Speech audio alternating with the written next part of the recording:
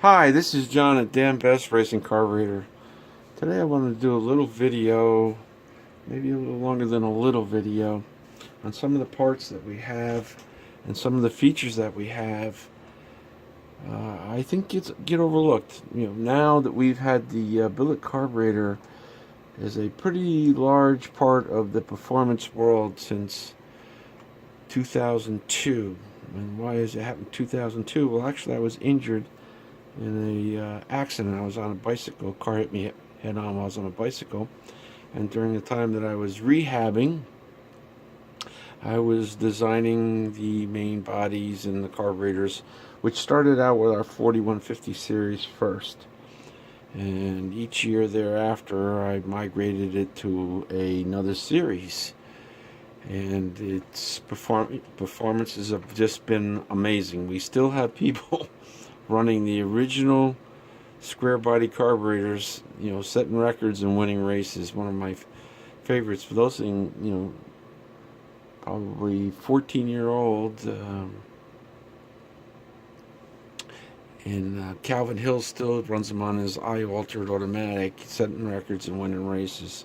And that's the ones that come to mind because he just recently upgraded to a set of Ultimate 4150s, but he had been running a square body, which I think he still does for most of the races, his early square bodies on his high altered automatic 6-cylinder. So I'm going to go over some of the features and some of the things I'm quite proudful of, because other than the float itself and currently the squirter, everything else is our design. We don't use any parts or pieces from other carburetors. So I'm going to try and show a lot of these features. You can get to see my hands move around a little bit. In the future, when I get myself a little bit more organized, I'll do a full body videos, but that takes extra support, and the fellow that usually helps me, my IT guy Barry, he's not here today. So I'm going to keep this with just steady camera, which I have on a tripod, and pieces in front of it. So this is a 4500 style carburetor, and like I said before, all the parts that go into this carburetor, almost probably 90-95% now, are actually made in building. I don't currently do the laser cut on the linkage, but these are all set to our specs, and I actually have a fellow locally that has a laser, and these are laser cut, and it's all our in-house design. I do the tigging here in the building, and we have this special connecting shaft for the primary to secondary because originally we had a complete threaded rod that threaded into the link on both sides.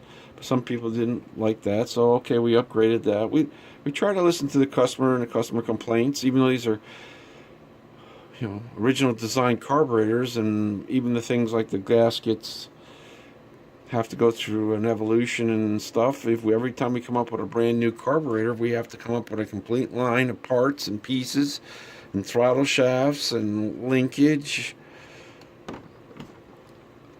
So the thing is, one of the most important features of the carburetor is our patented Venturi design, where the Venturi is actually above the booster.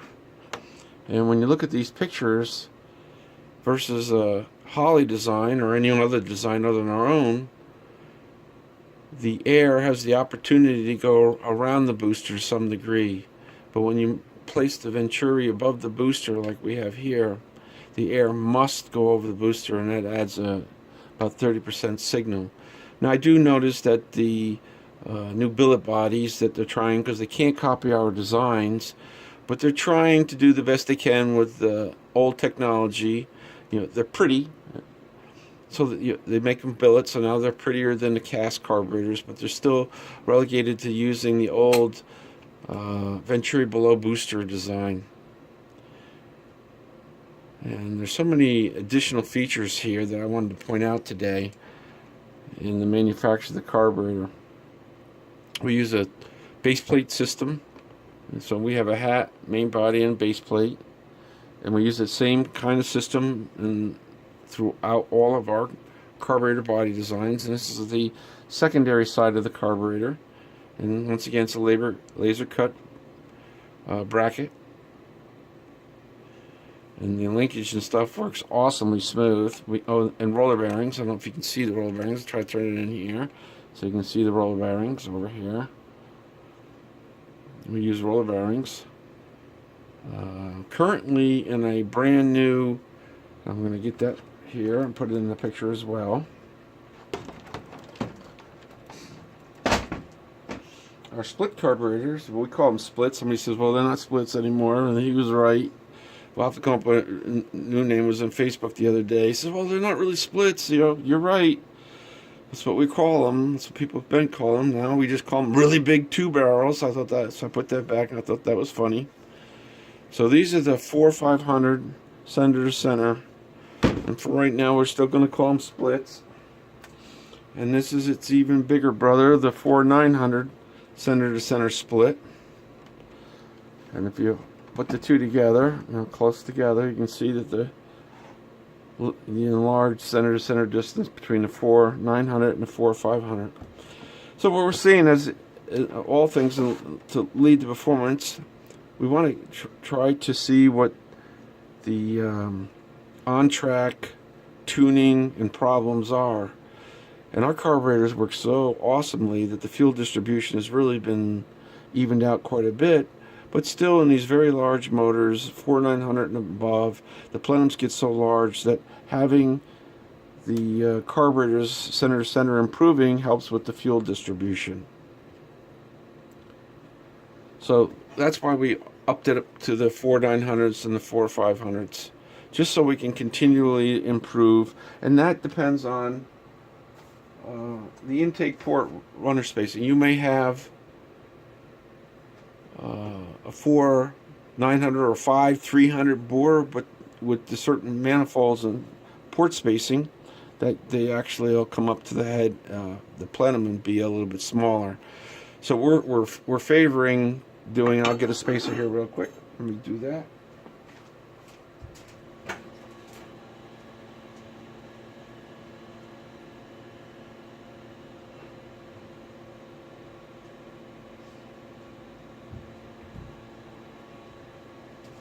Now this is a 4-500 non-anodized spacer, but when you're looking at when we lay out the ports, and we have some pictures that are on our Facebooks, and I think they're also in the website. We're having it so that the outside edge, because the taper to the billet runners is such. We make billet runners here. So if we were gonna, and I'll set them up here, right here. This is a nice part of the video. That's good.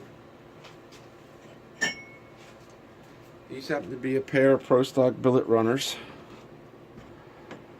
All right. And let me just grab a ruler here so we can play a little.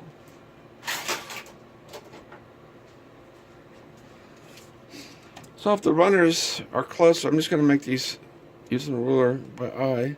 So that's 4-500 right there. Let me just see that again. Did I make that right? Here we go. 4-inch 500. Yep. So this would be the perfect match if you wanted the 4-500. But sometimes the runners will be a little bit closer, so that what we're looking at is the outer edge. I'll just set it right up there.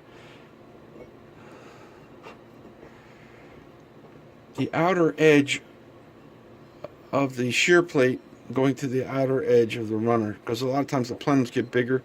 So if you have ones where the runners are off a little bit and you want to know just how much range you can get to a 4-500 to try to fill in the corners in the plenum.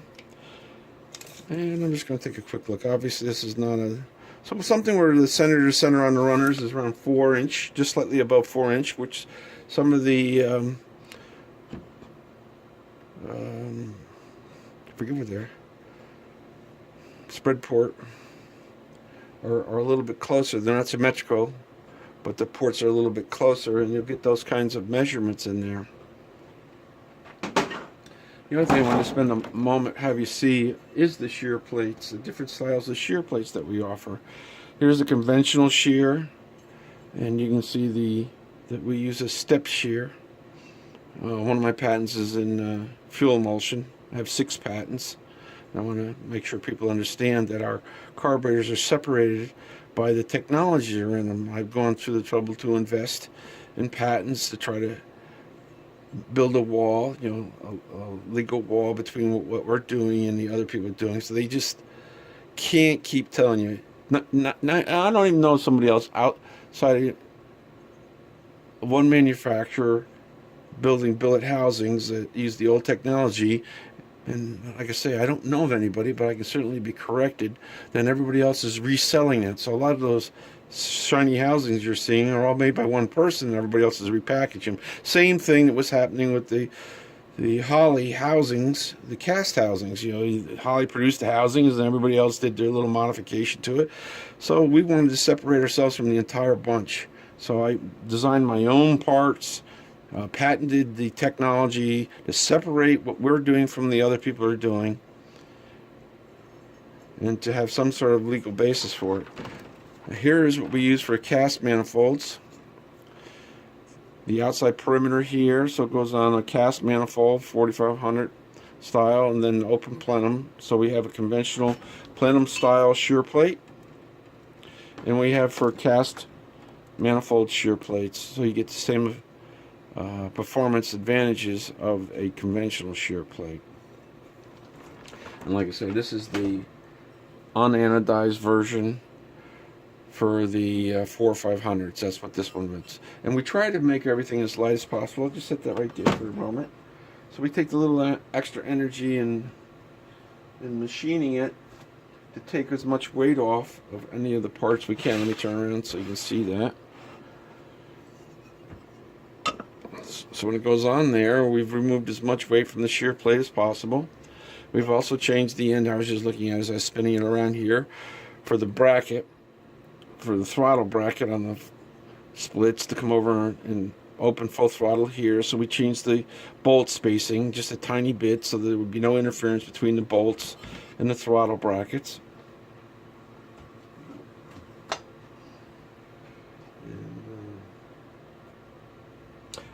Some of the other things I wanted to feature today in this little video, things like our float ball, which is completely our own design. I mean, it has a similar appearance. We always feel keeping the appearance similar is important because a lot of people get used to it. If you deviate too much from the original appearance or the space it takes, if we made the carburetor, square air cleaner, yes, we could easily do that, or change the diameter, which we did in the beginning.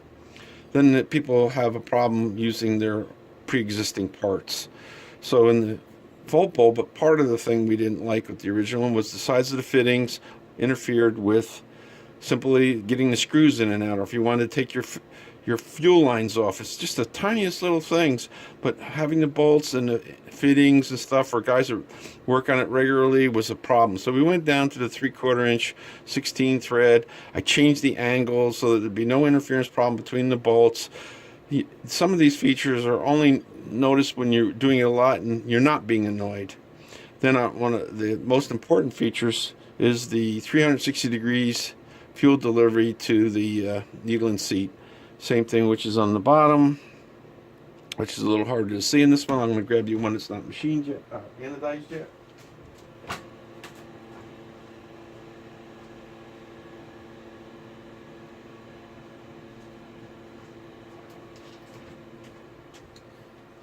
Here's one that's not anodized, so it makes it a little easier to see the inside. And we have some videos showing the fuel delivery on these. There's significantly less foaming, even though you see this serrations here. There's almost no foaming coming through the float bowl. And you see the threads, and you see the threads on top for the needle and seat, and a little taper for the O-ring. And now there's 300, no matter how you turn the needle and seat, there's always 360 degree fuel delivery feeding the needle and seat. So these turned out really super awesome. You know, I wanted to, anytime we do something and we're going to bring the float bowls in-house and manufacture them in-house, I always want to make sure that there's a significant improvement. So not only in the fitting, it makes it easier, and the threads are less sensitive because they're larger threads per inch. I mean, the number's smaller, but the thread improves in size. There's less interference with the bolts. There's just a lot of comfortable features and stuff that go along with this product.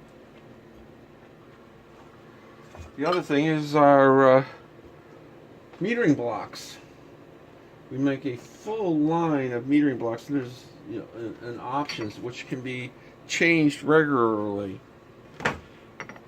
Our standard metering block with the power valve is here, but we move the power valve feed down to the bottom of the hole rather than at 9, because the fuel delivery gets lower. You don't want it to have the power valve feed struggle for fuel delivery and when the power valve is open.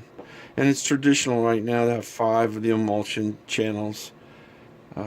We also have on our patent our 251 shears inside the metering block, which is a little hard to see. I might have to zoom in there just a tiny bit and see that the shearing is going on inside the metering block, which gives you, the smallest possible droplets. And we increase the path so there's room for the air, the emulsified fuel, in order to pass through that. And I'm going to show you some of the features. Here's the Pro Stock metering box. It has positions for idle jets, both in a traditional place, which is on the main body side, or next to the jets. So you can put the jets, which are at the rear of the vehicle. So there's a left and right hand, primary and secondary side to the jets. So this would be the passenger side of the vehicle, and this would be the driver side of the vehicle, all of which are machined in-house. And this would be what we would have as a conventional secondary. This is the jet extensions, and also it has where you can either have the idle in the new side on the float bowl side, or the idle can be in the traditional side of the main body side of the metering block. And that's the gasket. We have this special woven material for our gaskets, because the previous gaskets we had with the more aggressive fuels that are out there was eating the lamination out of the gaskets, and literally the gas would just leak through. So we had, and people wonder why sometimes it's more expensive. Well, our customers are not having issues with these problems. Gaskets losing the lamination, it's a more expensive material. So then, this side you'll see the new Teflon gaskets we use for the float bowl. Why did we use Teflon gaskets? Well, we improved the threads in the main body. The main body doesn't strip out because it's a billet thread, and the surface area of the gasket for the metering block is full surface, and our float bowls are billet. What ended up happening is people would continue and always seem to want to tighten something down until it breaks, or they were spitting out. They were literally crushing the float bowl gasket, or float bowl to metering block gasket, and would crush it because the amount of pressure that everything else would take. So especially around when you get to the Pro Stock metering blocks, which I'll bring back into the frame here, where the fuel for the accelerator pump surface is a little smaller, and they would spit that part of the gasket out. They would just keep crushing it and crushing it and crushing it until the gasket wouldn't survive in that area. So in order to make it so the customer didn't have to buy gaskets all the time and refresh it, we switched it over to make Teflon gaskets to go into that area, and they just work awesomely, because when you're looking at the surface of the float ball,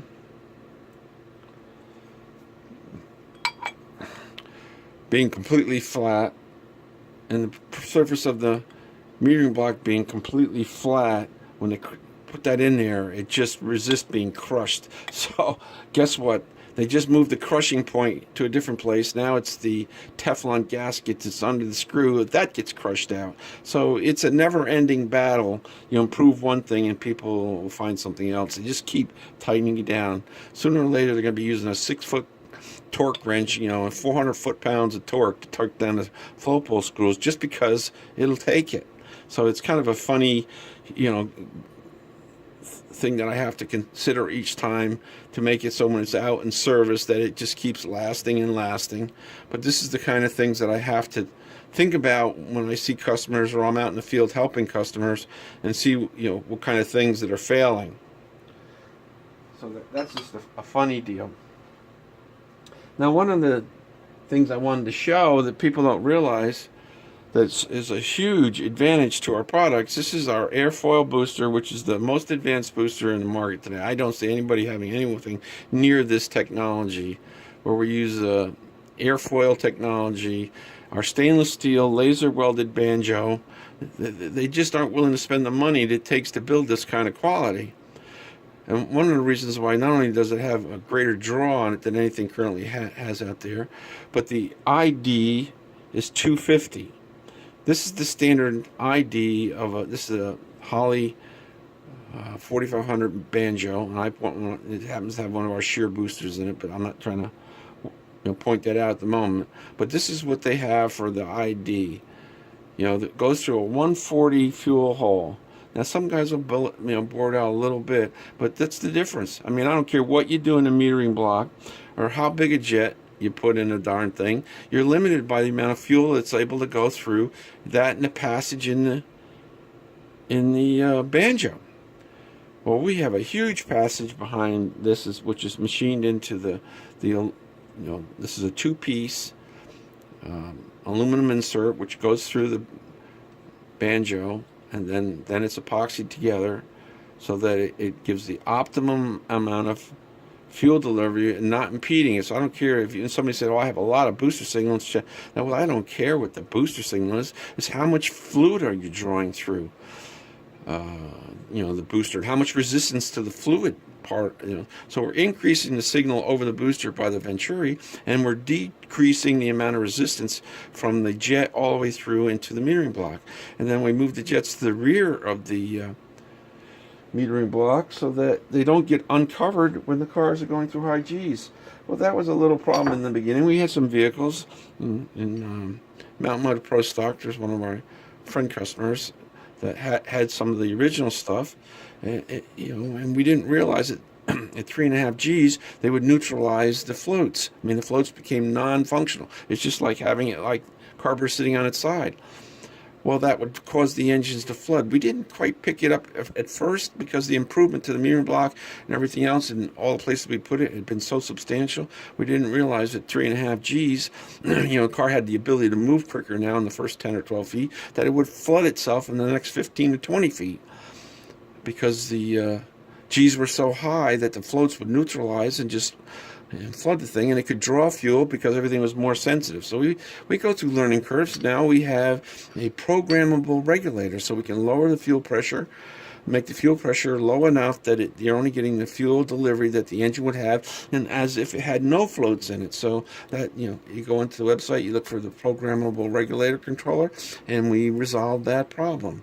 I'd like to say we find everything initially, but sometimes, just like everybody else, we have to trip and fall and see what the problems, just like in the gaskets, when you improve one thing, the same thing when you improve the metering block, we had to see what happens there. When we improve the booster, what's the next result of that? Sometimes they call it unintended consequences. So I wanted to make this video so we could begin to show some of the things that we're working on and what the differences are. When we're putting our emulsified fuel through the booster, and even if we go back to the earlier boosters and put it in here, well, the jet size difference may be 10 to 15 jets or more between the two boosters if everything was identical. And then I don't care what you do for a main jet. You used to have guys running 170 main jets in the banjo inside. The little insert here is 140, and when I look at it, I said, geez, it's just ridiculous. They got a 170 jet. You could take the jet out and throw it away. It wasn't doing anything. and they got a 140 insert. So that's a lot of times why the other brand carburetors end up absolutely needing, requiring the third circuit, which we don't have in any of our carburetors. We have just recently changed and machined into some of the main bodies. Let me just see if I have one here.